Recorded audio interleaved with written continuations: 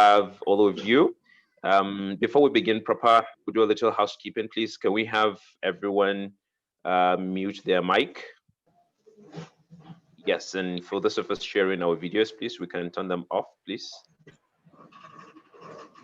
Yeah. Okay, great. So good morning once again. Welcome to our second episode, to speak of the soft skills series. Today is Saturday, the 23rd of January, 2021. It's good to have all of you here. We had the first episode 2 weeks ago on the 9th, where we discussed personal effectiveness.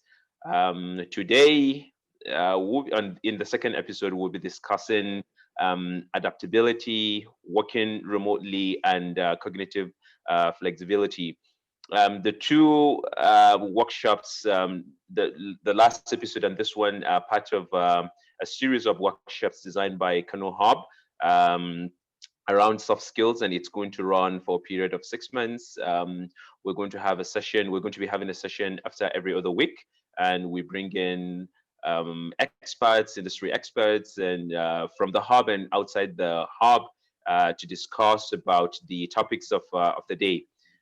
We are joined today by Mosidi Modise. It's nice to have you, Modisi. Mosidi, and she'll be, as I said earlier, she'll be talking about adaptability, working remotely, and cognitive flexibility. As COVID-19 spreads, and many of us have our institutions closed. More employers are exploring the idea of remote work. It used to be something very, very new, especially in this part of the world. In Africa and in Nigeria. It used to be something very, very new, but people are beginning to welcome it, and it's working to some extent. So, for those employees who are working from home, they have to adapt to working from home setting, for the first time. It is important for this people to acknowledge that this new work dynamic requires new management approaches. It requires new means of project or assignment execution, period adjustment, and all of this. I'm sure many sessions we've had people discussing a lot about remote work and all, because especially in this era, and even though we're beginning to open, many countries and cities are beginning to open. The idea of remote work seems to have come to stay, and the Global Shapers report on the future of work emphasize on that also, which I'm very sure Mercedes is going to talk a little about. It emphasize on remote work and how it's going to shape the future of work and all. So the discussions today are going to revolve around this, the topic of the day, adaptability, working remotely, and cognitive flexibility. To take the lead in today's session, we are joined, as I said earlier, by Mosidi Modise. Mosidi is so many things, so I'll just try to summarize a few things. Mosidi is the founder of Pivot Ventures, which is a holding company aiming to build and invest in businesses that are good for humanity and society at large. Pivot owns MOP, which is a strategy and creative communications consultancy company which partners up with businesses to fuel their growth and create impact in collaboration with others. So her company was founded in 2019, but Mosidi took a meaningful leap of faith in May 2020, just barely a year after establishing the company, to focus on building Pivot Ventures full-time after working at Allen Gray for 5.5 years, focusing on corporate venturing and digital adoption within financial services for the firm. MOB has provided, which is the child company of the parent Pivot company, has provided advisory services to companies in the private equity sector around key issues such as workplace transformation, fourth industrial revolution, as well as ESG related parameters. Mosidi co-authored the report titled Shaping the Future of Work, which is a fantastic report. I read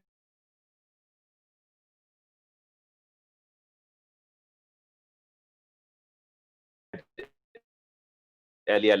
which was definitely the regional lead in Africa for the project, which is scaling very well to facilitate conversations around the future of work globally, and in her case with particular focus in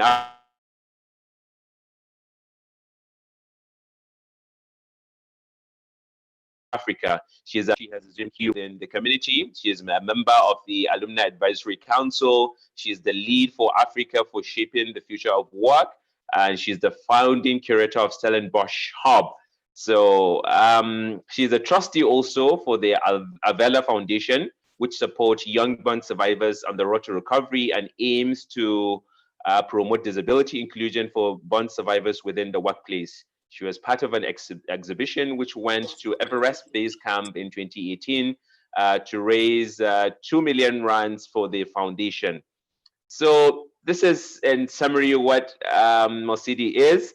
And she holds an MBA in entrepreneurship from Gordon Institute of Business Science and a BCom in marketing from the University of the Free State.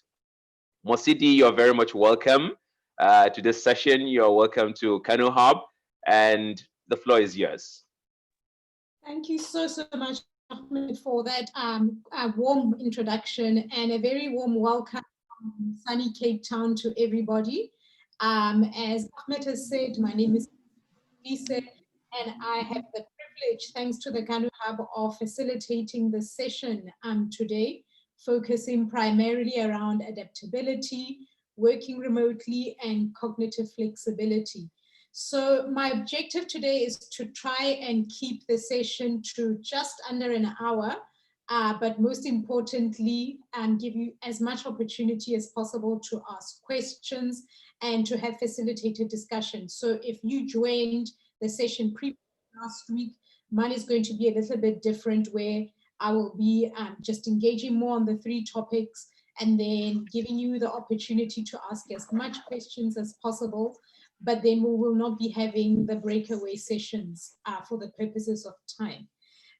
So just as a disclaimer, I am no expert in the 3 topics. I'm just merely curious about them, like you all are, as I think they're going to become increasingly relevant, or it's going to become increasingly relevant for us to engage in these topics. And I laud you, Kano Hub, for the initiative to be able to drive discussions around them. I'm going to switch over a little bit now to my PowerPoint presentation that I've put together for the session, and then I will be primarily using it throughout the session to drive the conversation. Please feel free at any point in time to drop your questions in the chat function at the bottom, and then once I'm done with my session, I'll come back live, and then we'll take the opportunity to address any questions that would have come along the way.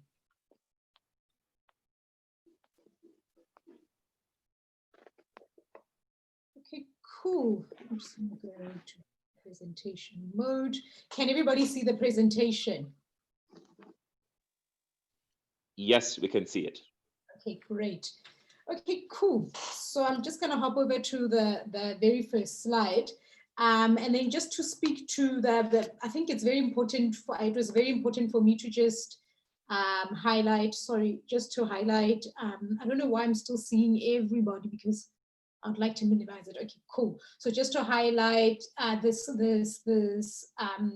quote that I took from the Kano Hub, the Kano Hub's website, that they put for the soft skills series, where they say young people in Nigeria are faced with disruption in education and even employment, which has been accelerated by the impact of the COVID-19 pandemic.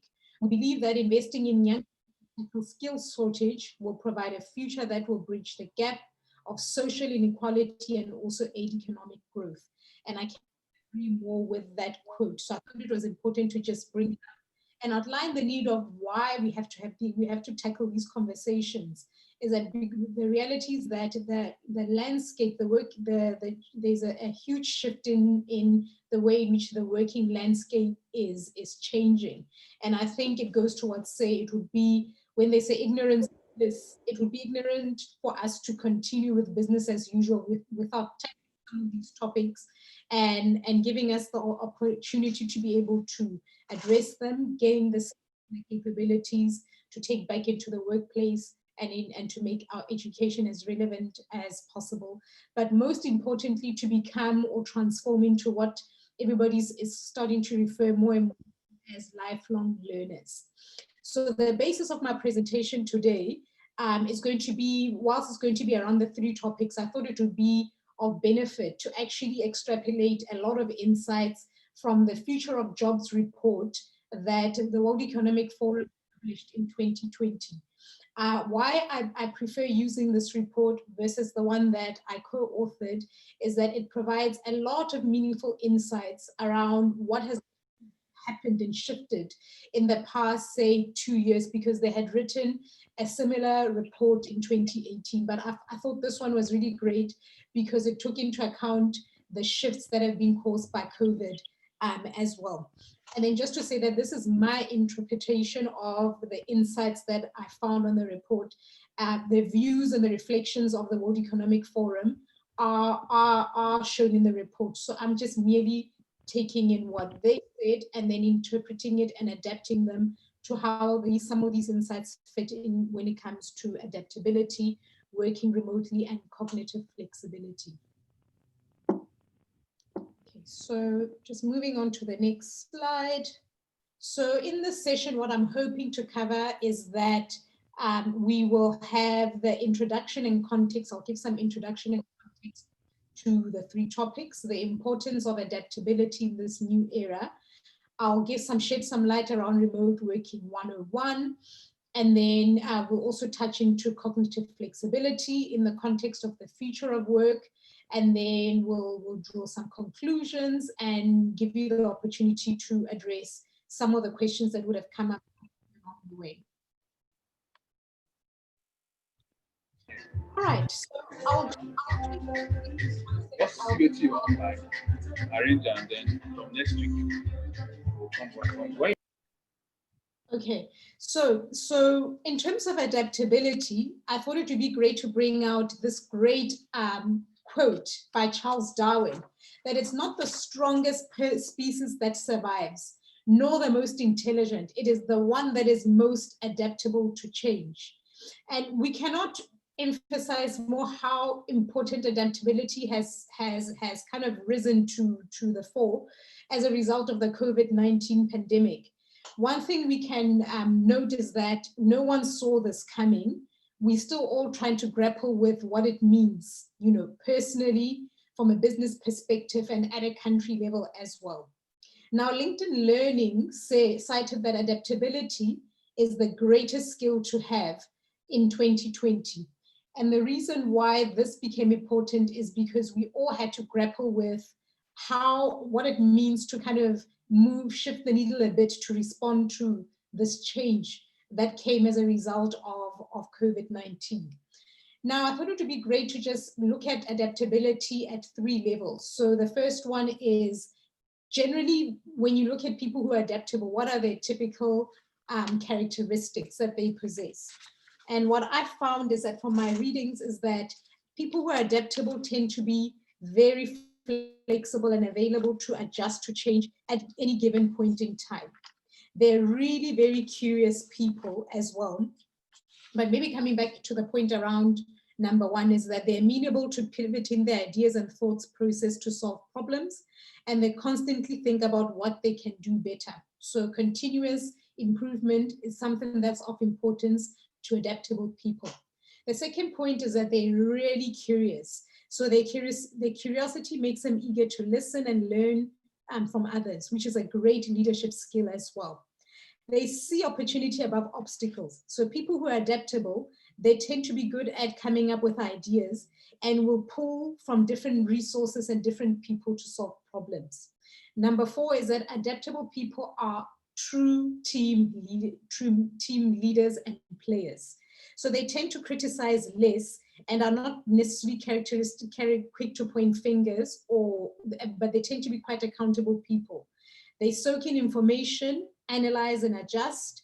They don't fixate on the temporary, and they try to seek to understand and not explain. and making them ultimate co-workers and partners. Adaptable people are not prideful, and they are aware of their power behind their purpose and having strong moral values that they're willing to stand behind. And then number 5 is that they're always prepared and proactive. So adaptable people can think creatively, they're very imaginative, and more often than not, they take alternative routes to make things happen. And then number 6 is that adaptable people are emotionally intelligent people. They have a lot more capacity to care and a tenacity for tolerance, encouraging empathy and respect for others, and even those who may have differing views from them, which is oftentimes a very difficult thing to do. And then lastly is that adaptable people are very positive, personally and professionally. They are those people who come into their room and people tend to gravitate towards their energy because they don't sink or settle after setbacks, and then they like to actively pursue and cherish the positive moments in life. So great things can come from those who are grateful, and adaptable people are grateful people. Now, the reason why I thought, so tying back this concept of adaptability to the notion of the future of work in relations to this, this report that I told you about from the World Economic Forum, is that jobs are looking more and more different now than before. So I drew out this table from the World Economic Forum Future of Jobs report, highlighting 20 job roles that are increasing and the ones that are demanding, that are decreasing in demand across industries. So if you look at the top 5, the first 5 is that the ones that are increasing is like data analysts and scientists are becoming high in demand. You look at the rise in AI and machine learning specialists. People are looking more and more into big data specialists, digital marketing and strategy specialists, process automation specializing as well. And some of the key drivers underpinning this is businesses having to go more and more into focusing more on digital transformation, amongst other things. And then also businesses are making more use of what we call artificial intelligence to get things done. And for me, what was interesting in putting this deck together is that ordinarily I would have to spend a great amount of time formatting it and making it look pretty. But what I found is that PowerPoint now has this useful AI tool. If you click design ideas on the right, it will generate different templates that you can use to kind of enhance the look and feel of your slide. But one thing that I did note, I did have to go back into some of the slides to format either the fonts or some of the pictures. So meaning that we still will have an active role to play as we see these changes in the way in which we work. And I'd like to maybe just highlight this quote that I have on the left that says, by 2025, 85 million jobs may be displaced by a shift in the division of labor between humans and machines, whilst 97 that are more adapted to the division of labor between machines and sorry, could everybody mute their mics if possible? Thanks. And then if we look at the top 5 roles that are, say, decreasing in demand according to the World Economic Forum, things like data entry clerks, admin and executive secretaries, accounting and bookkeeping payroll clerks, accountants and auditors, assembly and factory workers. We also now looking at how mechanization and automation will play an active role in doing away with some of these roles. But what we will probably find and look and see is that a lot of these people that had assumed these roles will look to more into kind of, kind of supplementing their learnings with some of these new ones that are increasing in demand. There was also very interesting, sorry, Hamisu, would you mind muting yourself, because then the noise can pick up on my side. Thank you. So the next slide is also I thought it would be of interest to share with you around how jobs are shifting by sector. So COVID-19 has probably contributed a lot towards this. So just to take you through the slide, it's also found in the report. It talks about jobs that will be retained, jobs that will be recalled, jobs that will be transitioned, and jobs that will be displayed. And interestingly, look at the top 3 displayed work. It's the ones where, as a result of COVID-19, because of having to put mechanisms in place like social distancing, people traveling less to curb the spread of the virus. So things like arts, entertainment, and recreation, they've been heavily impacted by COVID-19, and we've seen a huge shrink in jobs because a lot of us were not going, well, we can't go out due to lockdown restrictions. We can't travel to go and enjoy holidays locally or internationally. So a lot of people have had jobs within these industries displaced.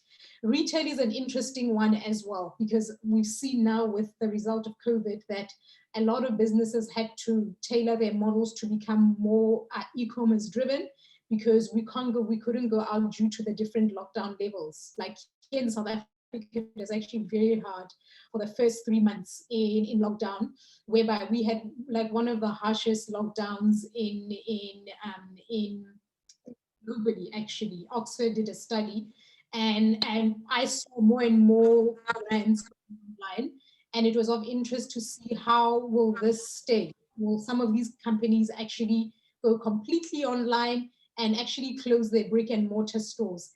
And that is obviously going to affect a lot of people who would ordinarily go into the shops, because you no longer need so many retail assistants, amongst other roles. So these are some of the interesting things around why it's important for us to have adaptability at the back of our minds as we think about career transitions that we maybe want to do, or other roles that we want to go into in the future. And then lastly, we're in touching on to this notion of adaptability, I thought I'd share this very interesting insight from Yuval Harari. He's a gentleman, or the professor, that wrote the book Sapiens, amongst the other ones. And I forgot the name of the other 2. But in the last years, he was invited by the World Economic Forum last year at Davos to share. And one of his key insights was this whole notion around being relevant. So this quote says, all jobs will disappear, new jobs will emerge, but then the new jobs will rapidly change and vanish. Whereas in the past, humans had to struggle against exploitation. In the 21st century, the real big struggle will be against irrelevance. And I like the last saying to say, it is much worse to be irrelevant than to be exploited. So he raises a very relevant point to say, it's important for us to be relevant. And for us to be relevant, we have to put adaptability top of mind, so that we can be able to shift our thinking and our way in which, when all these exogenous forces like COVID-19 come, we are ready and proactive to be able to adapt to them. Right. Now, just some food for thought. I would love for some of you to share in the chats. What are given all these insights that I've shared with you, what are the 3 things that you'll start doing to be more adaptable, maybe within your life or within your career or within your studies? And then it'll be really great to share those later on. I'll be really interested to hear from you. And then moving on to remote work. Now, remote work is a very broad topic that has become more and more widely discussed in the past couple of months. I can safely say, like, I've carefully observed of how it's becoming an interesting topic of choice for a lot of people. And I thought it would be great to distill it into these 3 points that I thought are poignant and very valuable when it comes to talking about remote work in the future. So the first point is that remote working is here to stay. And then the second point is that it's not for everybody, unfortunately, will get the opportunity to work remotely. I'll expand more on why this. And then the third one is that there's some successful models of remote work opportunities, particularly pertaining to Africa. So I'll share a little bit on what some of those are. And then on the point around remote work is here to stay. So I wrote an interesting article which can be found on my website, www.moop.co.za, looking at the 8 key trends that are shaping the way in which we work in the new normal. And there's actually a very nice infographic that I put together as well, speaking to the point. And remote working being here to stay was one of them. Now, the underlying reasons for this is that we have technologies like Zoom and Microsoft Teams that are enabling a lot more people to have the opportunity to work remotely versus pre-COVID, where ordinarily within the workplace, the opportunity to work remotely hinged on the fact that can you manage and trust you, and then have you been in the organization long enough traditionally. But then what we also found in our Shaping the Future of Work report is that 55% of millennials believe that they will have greater access to remote working opportunities. And I think more and more so it's going to become a key employee value proposition for a lot of employers. So one of the questions that people will ask in trying to accept the job is that, do I have the opportunity to work remotely, or will I be able to be expected to walk into the office, 9 to 5 every day and drive in traffic and so forth. And then the other thing that has become interesting around remote, is the role of the chief remote work officer. So about 2 years ago, this role didn't exist. I read an interesting article that was written about profiling the guy from the tech company GitHub, how he's now become a thought leader in designing this role of the chief remote working officer. And I thought it would be interesting to kind of actually look at how might workplaces transform more into building skills or upskilling people to become remote working officers. Because to be honest, there's an art and science to working remotely. I work 80% remotely for my clients, and I've learned that I've had to kind of get into the habit of adjusting the way I work, the way in which you have to kind of over communicate with people to ensure that you are being accountable to the work that you're given. And I can imagine if there's an organizer, I'm a one-man show at the moment with an assistant, but I can imagine a big organization like, say, a Microsoft or a bank having to have thousands of people remote. Those people are going to need subsets of policies and procedures to ensure that they're well managed to be getting the work done and being productive. But then also more and more people are saying that they won't necessarily, beyond the pandemic, be working remotely indefinitely. I've spoken to a lot of former colleagues where they say, like, I actually quite like maybe working Monday to Wednesday remotely at home, and then driving into the office on Thursday, Friday to collaborate with my team members and to also collaborate with others. So in my article, I touch on this a bit, and I also got the opportunity to speak to the managing director of Microsoft here in South Africa. They did a very interesting study on remote work, and you can find the link to that on the article that I told you about. And then next up, not everybody will be able to, so this whole notion around not everybody being able to get an opportunity to work remotely. So this is partly attributed to the fact that there are disparities when it comes to internet access, the cost of data and Wi-Fi and bandwidth with speed, depending where you live. So I thought I'll touch on to this interesting insight from the Future of Jobs report, where they say 60% of workers in high-income countries such as the US and Switzerland are unable to fully work from home. That's actually quite a large number of people in a country that is quite, that are generally very wealthy. And then this figure rises in more than 80 to 90% of economies such as Bangladesh and Egypt, so developing economies. So it partly attributes to the point that also that with cybersecurity being a great risk, companies also have to be, and will become more hyper-connected. Companies have to play an active role and spend a lot of money in protecting their information and security. So it's very important. It kind of takes out the opportunity for many people to be able to work remotely, because it's like, can companies trust you with their information? And then the other thing is the skills gaps amongst many people in economies. So most remote work requires a lot of the cognitive ability and the skills to be able to kind of say operate a computer or different software systems. So with the disparity in the human capital primarily across Africa, I think there's going to be a lot of work that needs to be done in skilling up people first to be able to leverage the opportunities that come with remote work. And this, I think, hinges on nicely into my next slide around successful models for remote work in Africa.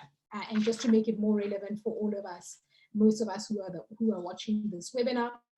So on the right is the picture of the very gorgeous late Leila Jana. Now, this woman is phenomenal, and unfortunately she passed away due to a rare form of cancer early in 2020, last year. But she was phenomenal in being a successful Harvard graduate who had a vision to improve the livelihoods of talent in Africa by giving them access to remote work from Silicon Valley. So what she did was she built a company called Somersault, which sources calculators for Uganda and India. And what she did, she went and lobbied all these companies like your LinkedIn, your Microsofts, your Salesforce, and say, give us a couple of work that we can use to leverage AI to give tech jobs to these young people, you know, in remote areas, well, not really remote, but in big cities like Nairobi and Kampala, and created what they call Somersault hubs, where these people could come every day and get, you know, all this work from companies that they wouldn't ordinarily be given access or opportunity. She also wrote this book, which I highly recommend, called Leila Jana. It truly transformed my knowledge around what is possible in our lifetime in terms of addressing things like poverty and inequality through giving people remote work and work in general. Another one that I came across was the one called Step Up One, and it's owned by a very lovely, charismatic entrepreneur in the UK. And he was really inspired by one of our global shapers, actually, Mohammed, who lives in the Kakuma refugee camp in Kenya. And after watching him talk at Davos, I think it was last year or the year before, he sought to go about figuring out how might he create an opportunity, a platform whereby refugees in this Kakuma camp can get access to remote digital media skills work. And he's done a phenomenal job at working at this. I had an opportunity to actually sit on a panel with him late last year, and he was just phenomenal, telling the story of why this is important for him.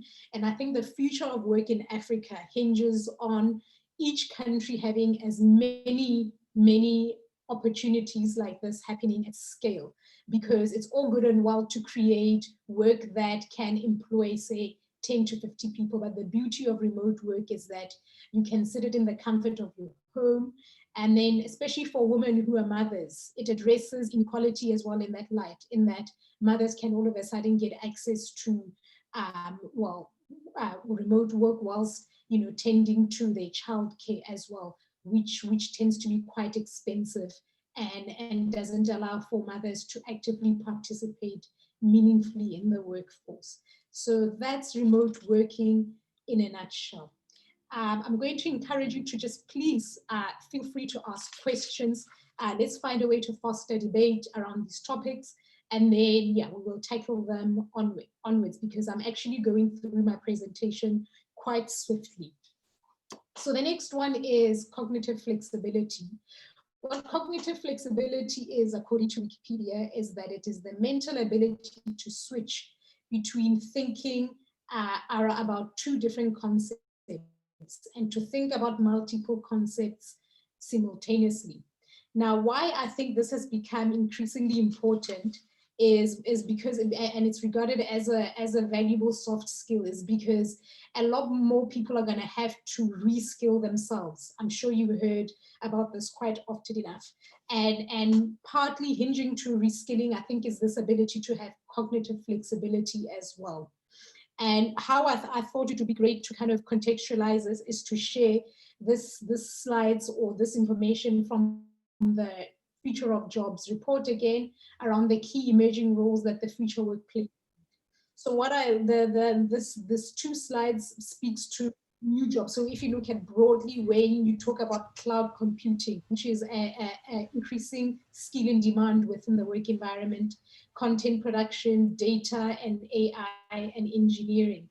These are some of the skills that or roles that they now, the World Economic Forum feels that they're going to become more and more in demand. So the light blue refers to roles that are niche, and then the dark one are the ones that are going to be needed at mass. So if you take cloud computing, for instance, like site reliability engineer, platform engineer, cloud engineer. So if you want to go into the role of cloud computing, these are some of the sub roles that are going to become more and more important. And then when you look at content production, like I've been overwhelmed, or it's been quite interesting seeing how much opportunity exists in that. A lot of people are looking more around people who can be able to put content together, with the rise of things like LinkedIn and Instagram being powerful tools for businesses to market themselves.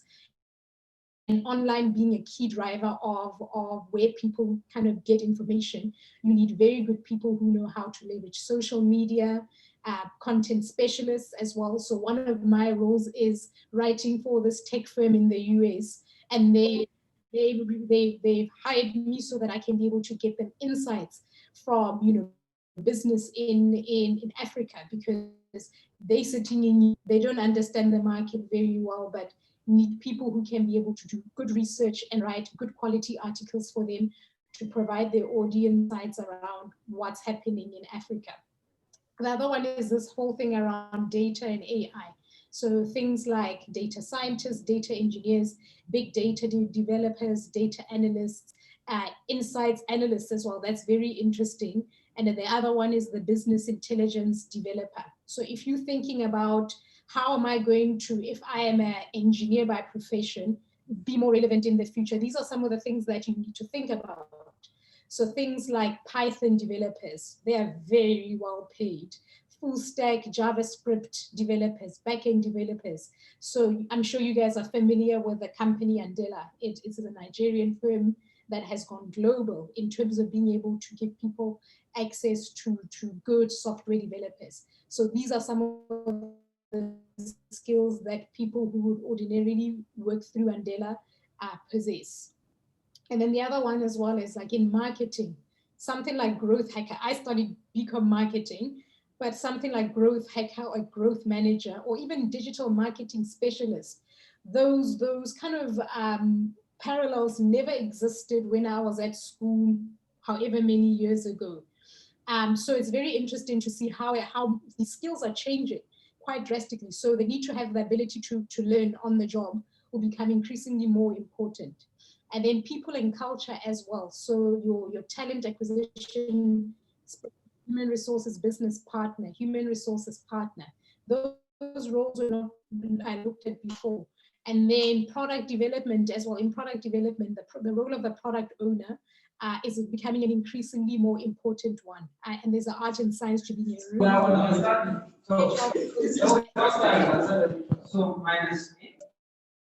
So more and more becoming, moving more towards this notion of agile is becoming increasingly important. So having somebody who can manage the process, scrum masters as well, and digital product manager, and then the sales role as well, they're going to become more and more lucrative, but then more specialized, like these 12 that are highlighted here.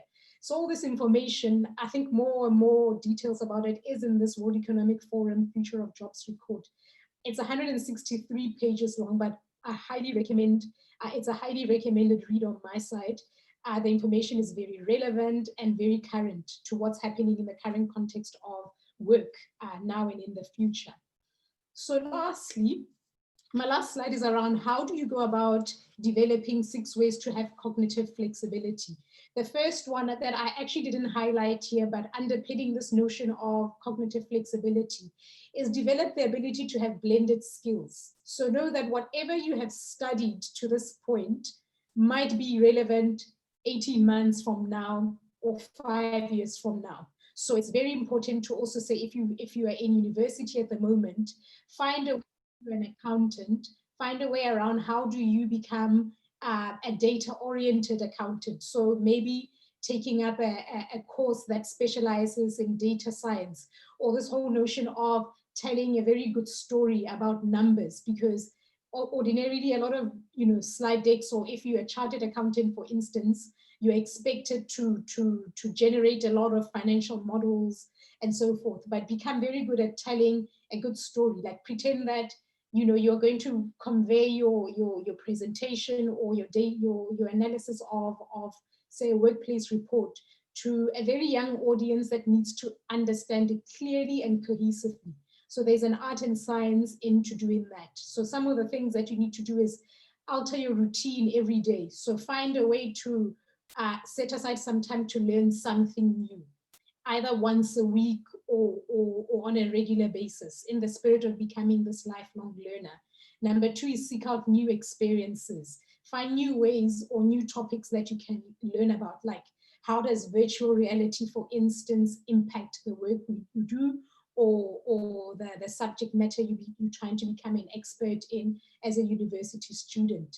Practice thinking creatively, thinking out of the box, and finding meaningful ways to kind of shift the way you think and see things on their head.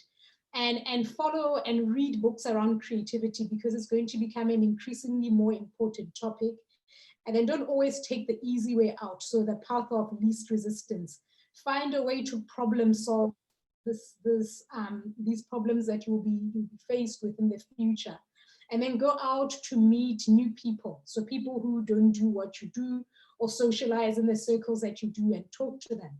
Ask some of them to become mentors. So people who maybe are in some of these careers you may want to transition yourself with, actively seek mentors using LinkedIn and reach out to people and just say, I see you are a Python developer. Can we connect and see how you can help me transition into that career as a software engineer or an engineering student that you're studying at this moment. And if you have expertise, find means and ways to transfer your learnings, leveraging social media platforms like Instagram and YouTube to convey your thought leadership to people. So, and then lastly, so some useful resources to learn about some of these topics. I've just addressed them at a high level. I would highly recommend things like YouTube. You learn a lot from YouTube. There's everything under the sun on YouTube. I find that subscribing to Harvard Business Review has been a valuable investment. I mean, their knowledge is very current. They speak to a lot of experts and provide meaningful insights to people around the world of work, amongst other topics. Forbes also has very good articles at hand. And then I also like Quads at Work. They write a lot about remote working.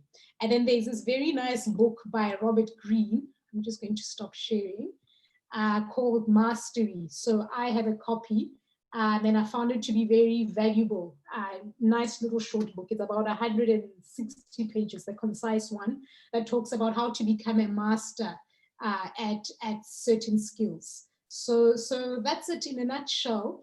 I hope I've managed to cover the topics, not in depth, but just to give you some food for thought to go and dig a little bit deeper. Thank you very much for this opportunity. I'd like to open it up now to the floor for some questions. Thank you so much. Thank you so much, Ms. Lily. That has been really enlightening. I wish you would talk longer for another 60 minutes.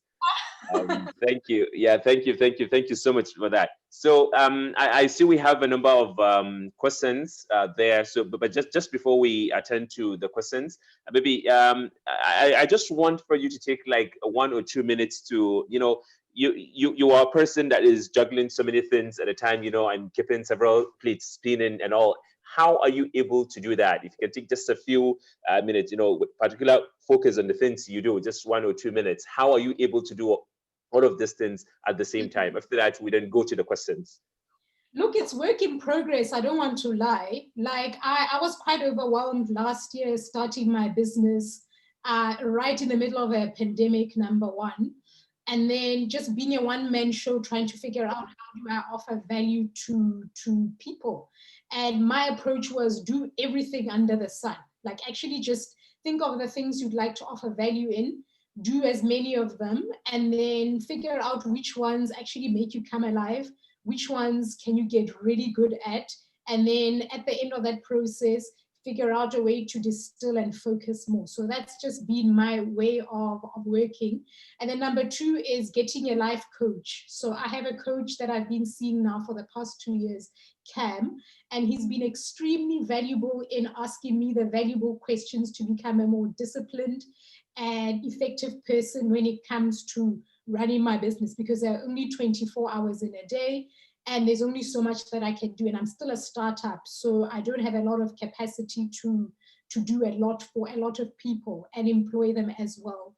And then also the importance of collaboration. So I collaborate a lot with other people where I'll outsource my weaknesses pretty much so that I can be able to be proactive and offer value. And then also it's about being content with having very little on your plate. So last year was about whittling down a lot. So that bio that you've read is actually quite outdated in that I've taken some of the things off my plate so that I can focus more and show up in excellence with less things on my plate. So I hope that answers your question. Oh yes, oh yes. And my key takeaways are one, prioritizing, two, having a life coach, and three, collaboration in an effort to outsource your weakness. That's a key takeaway. Thank you so much. Thank you so much, Masidi, for that. So I think we can go to the questions, right? There are a number of questions in the chat already. Do you want to go through them and see those that you need to attend to? There are much, and we have 13 minutes. So do you want to go through them, or I should read them in the order in which they come? Can you maybe read them in the order which you prefer? And let's try to as many of them as possible. Okay.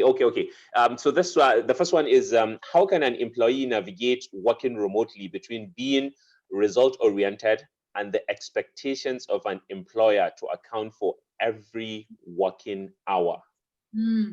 I would say invest in over communicating and invest in good. Your organization should invest in good communication tools like Slack. And I find something like Slack is very valuable in that regard.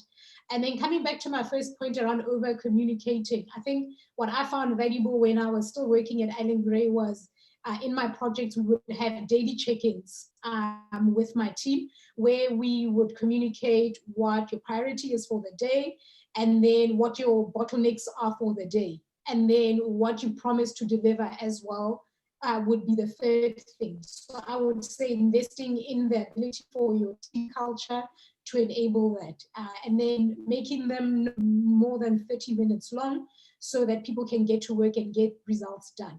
And then I guess integrity, I think, is also very important in the process. You as a person, you know, the saying goes is that integrity is what you do when no one's watching.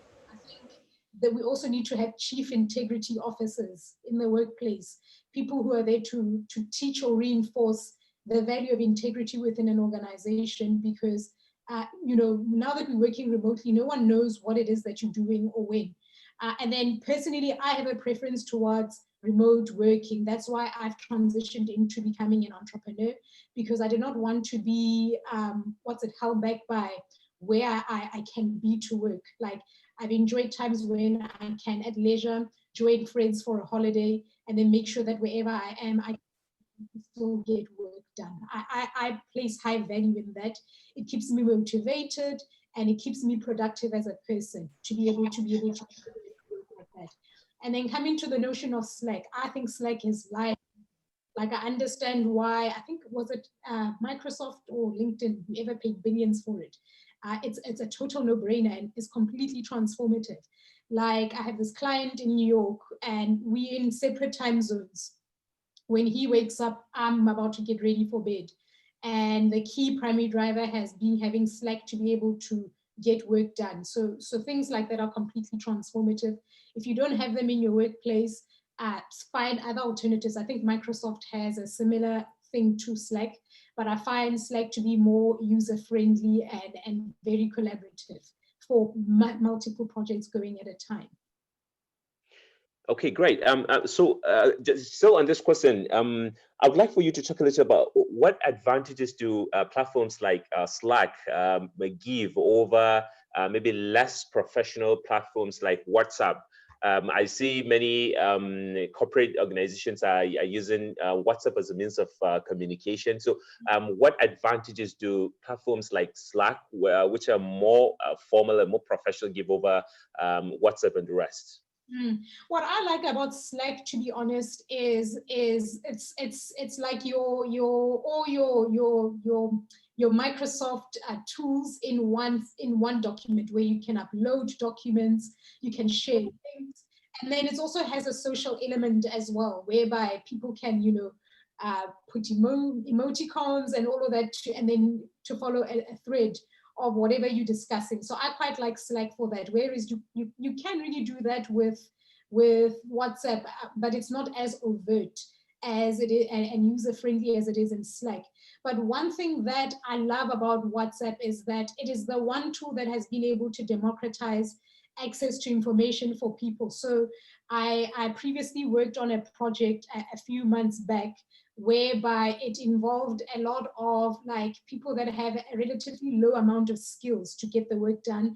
They had very few of them had access to email addresses or emails. And then WhatsApp was the ticket to the game here, whereby I could form a group to disseminate information, and I could be able to also kind of actually send them information that I would ordinarily email to maybe a highly skilled worker to them via WhatsApp. So I love the way, and I really appreciated and saw the value of WhatsApp in that regard. And there was a lot of debate around censorship of it, or this continuing debate around should WhatsApp be censored, or a lot of people migrating to Telegram, amongst other things. I still think there is merit and value in a tool like WhatsApp.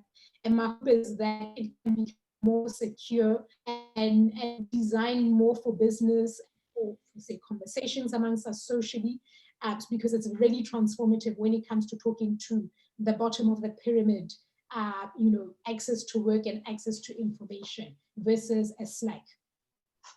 Okay, great. So the next one is, are organizations and government institutions in Africa ready to transition to virtual work environment? And do we have the technical skills to support Africa, focus on Africa? Yeah, when I looked at it, my observations of it is that I think as a continent, we've still got a lot of work to do. Firstly, there's some data around, like, we don't fare very well from a human capital perspective when it comes to, having to have a large number of people that have the same quality of education. I know that like access to good education remains a huge challenge for many young South Africans. So it's very important for governments to prioritize how do we, put a level playing field between level of education kids who are in private school gets versus the ones that are in the public school system. The second one is around the notion of policy around access to the internet. So we were in a town hall a few weeks back with Professor Klaus Schwab from the World Economic Forum, and he was saying there's about 3 billion people globally who don't have access to the internet, primarily due to many barriers. And I suspect that a lot of those people sit on this continent. Now, we cannot talk about the future of work, and we cannot talk about leapfrogging into the fourth industrial revolution, or even getting access to remote work without having the internet. Like that part of the Future of Jobs report that speaks at great lengths around why there will be this disparity between developing nations and developed nations around access to remote work speaks, I think, primarily to connectivity as well. That not a lot of people are actively connected to the internet, therefore they cannot get opportunities to work. It is the ticket to the game. Okay, great. This one asks if you can drop the link to your website here, please, in the chat also. Yes. And this last one, okay, second to the last, we have just barely 5 minutes. You earlier said working from home, remote working is not for everyone. So I think that's why this question came in. He said, I find it a little bit funny. He said, how can working remotely have an impact in the aviation industry? Example, a pilot flying. Oh, that's a difficult one. To be honest, I don't have the answer to that. But it would be of interest to see like this rise of autonomous vehicles, how that might translate to the aviation industry as well. I think it's going to create a fundamental shift on and I'm afraid the pilot reinforce that in the future there will be time where planes don't need pilots to drive them, but then the technology underpinning that will need to be managed by a human. I don't think there's ever going to come a point where we take away the human intervention altogether for most careers. I mean, I would actually be quite freaked out around like flying in an aeroplane that there isn't a, to work it. So the remote work opportunities might probably come for the engineers behind the technology to manage that, to give people like me the assurance that there's not a pilot in place, but don't worry, there is, software engineer XYZ sitting, on the computer to make sure that you have a seamless flight from Johannesburg to Cape Town, for instance. Okay, great. So we'll take this last one and that will be it. He said, how best can a teacher interact with students in the current economic dispensation, especially in Africa? And he meant remote teaching. Sure. Again, like I've seen it here. It's been such a tragedy seeing how COVID played out in terms of a large number of students here in South Africa not being able to finish, their curriculum for the year in time, whereby kids in the private school system were able to just, hit the ground running and continue business as usual. It again lends to how do we create equitable access to things like computers, things like the internet. In fact, one of my friends that I worked with, Alain, on the Shaping the Future of Work project, it's one of the core focus areas for her. So she's in the States and she says, even in a developed economy like the United States, the digital divide is very prevalent. So it's not an Africa problem that we're experiencing around how do you give people access to remote learning. But the primary factor there is, do these kids have access to the internet, or do these kids have access to computers and laptops as well? Again, there's still lots of work to do there. It's about bringing down the costs, and it's about giving access, equitable access as well. So instead of printing more textbooks, let's think about giving more access to iPads to as many children as possible in Africa so that they too cannot be left behind. But again, it's not an Africa problem, it's a global problem. Okay, great. I think that I received this message again. I think I skipped one question. So in just 1 minute, in 1 minute, he said, how the impact, what is the impact of remote work on healthcare delivery in Africa? So in just 1 minute, if you can take that. Curious. I actually don't have the answer. I think Hafiz is he on the line? He's the doctor here, so he could take that one. Oh. Hafiz? He's not. Yeah, I saw him earlier as well.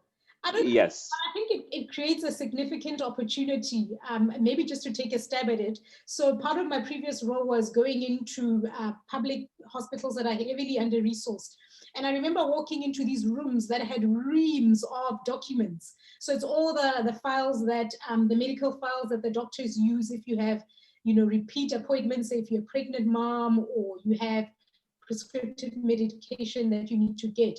And I was just fascinated to see, like, how can public be well-resourced to digitize and do away with all of that?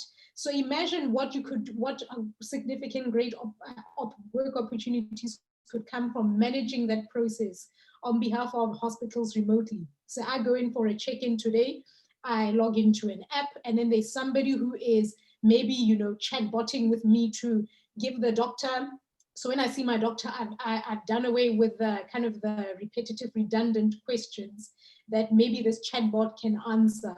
And then when I see the doctor, I am there for 30 minutes consultation. I am there for 10 minutes. So telemedicine, I think, is the underpinning thing is going to be the opportunity in telemedicine is going to be that underpinning opportunity of leveraging technology like artificial intelligence to handle the not so technical nitty-gritty parts. But then you have people managing those processes in the back end. And then you can become maybe a remote telemedicine officer for a cohort of people who go to this clinic where the queues tend to be very long in Kano, for instance, but you're shortening it by lessening the process that the doctor has to deal with the patient. So I thought out of the box there, but I hope I answered the question. Oh, yes. Yeah. Thank you so much, Masidi. It has been a really enlightening session, and I think we can't get enough of you. I hope you'll be back before the end of this series, to talk about something maybe entirely different or something really related to this. 1 hour, 60 minutes or 50 minutes is not enough to discuss all of these things, but, you did really well. Thank you so much for the time and for everything you shared with us. We really appreciate this. And on behalf of everyone on call, we want to appreciate you and hope you'll be here one more time. To everyone that has joined today, thank you so much for joining. We continue to do this after 2 weeks. Thank you so much, Masidi, and everyone here. Bye. Thank you so much. Thanks so much for the opportunity. And yeah, let's all become lifelong learners. And great initiative on your side, you guys, for taking this forward. I think it's so important. And I hope the information will be well received by your audience. Oh, yes. Thank you, Masidi. Bye, everyone. Enjoy the rest of your day.